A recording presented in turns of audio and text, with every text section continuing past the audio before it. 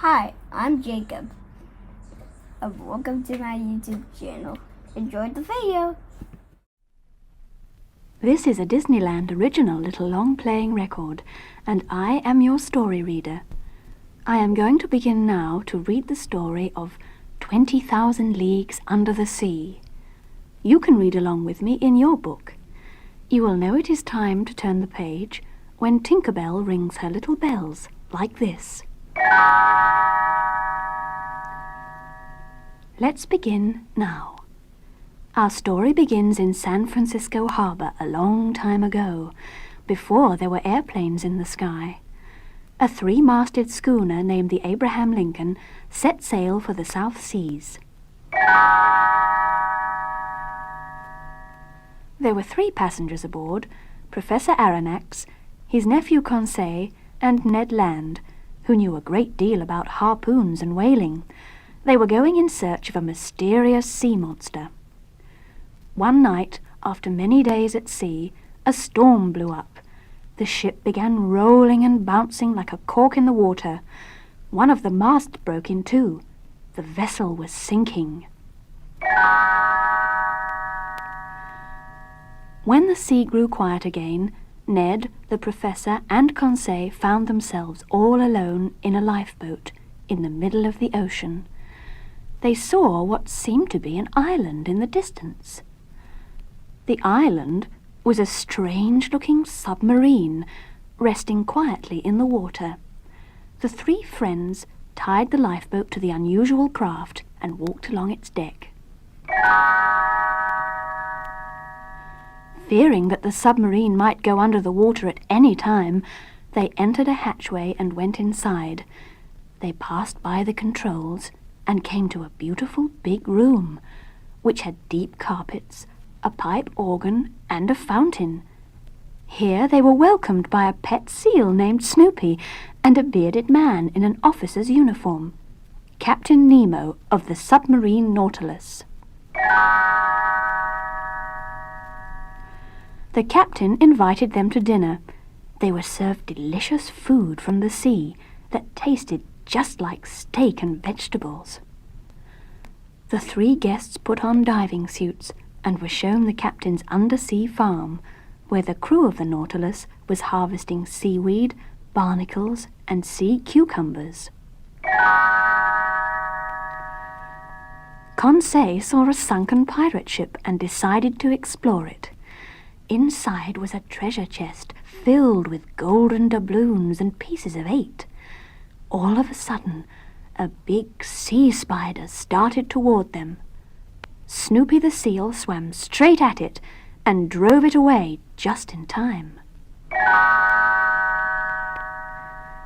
When Conseil got back inside the Nautilus, he was still a little frightened. He wanted to go home, but Captain Nemo did not want anyone to leave the submarine. He even locked them inside a cabin while he stopped at a tropical island. Ned and Conseil began to make plans to escape. While Ned searched through the charts in Captain Nemo's cabin, Conseil kept Snoopy quiet by feeding him seaweed cigars. Hoping someone would find them, Conseil put some messages saying "help" into bottles and threw them overboard. Some days later, the submarine ran into a tropical hurricane, as strong as the one which had sunk the Abraham Lincoln. The ship dived deep to get away from the storm, and hit some rocks. The power went off. When the damage had been repaired, it turned out that the ship was deeper than man had ever gone before. Outside were some of the strangest-looking fish in the world. A few had giant humps on their backs. Others were long and skinny. A lanternfish supplied its own light. There was also a giant squid, which coiled long tentacles around the Nautilus. "Call all hands! Prepare to surface!" said Captain Nemo. The captain and his men went above decks to fight the squid. The captain took a harpoon and threw it, but missed. The squid knocked two men into the water. It wrapped a huge tentacle around the captain till he could not move. The others could not free him. He was being dragged closer and closer to the squid's mouth. Then Ned came to the rescue. He took a harpoon from one of the crew, threw it, and made a direct hit. The squid let go of the submarine and fell into the water. Ned dived in and freed the captain from the big tentacle. Captain Nemo was grateful to Ned for saving his life and decided to let all three travelers return home. He even let Snoopy go along because Conseil liked him so much. They all thanked the captain. Then they set sail in one of the submarine's small boats. A search craft spotted them, and they were rescued. Perhaps someone had found one of Conseil's bottles with a message inside.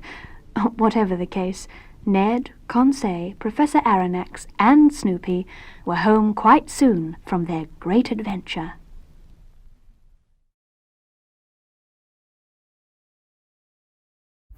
If you liked our video, please give us a big thumbs up and hit that subscribe button.